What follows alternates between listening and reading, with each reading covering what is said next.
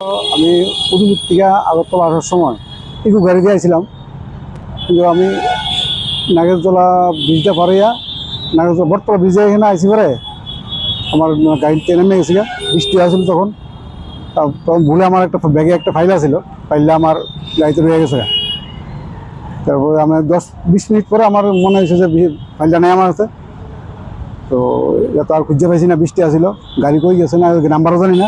পরে নাম্বার জানতে পারি সিসি ক্যামেরার ওই যে ট্রাফিক দপ্তর থেকে, গাড়ির নাম্বার জানতে পারি, মোবাইল নাম্বার জানতে পারি, ফোন করছি ড্রাইভারে। ড্রাইভার ফোন করানোর পরে কইতেছে ট্রেনে আছে, গাড়িতে নাই। আমার আসলে দলিল আছিল, এটার মধ্যে সব দলিলই আছিল।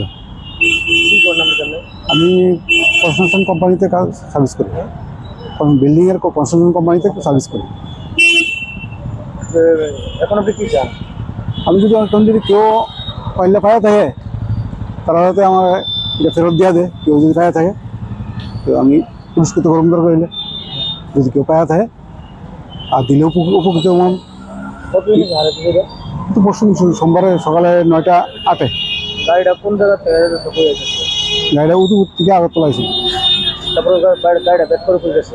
গাড়িটা পরে শুনতে পাচ্ছি যে এটা আবার উদুপুর গেছে প্যাসেঞ্জার নিয়ে। গাড়ির নাম্বার হচ্ছে TR0408D 0488 TR08D 0488। গাড়ির মালিকের সাথে কথা বলছিলেন?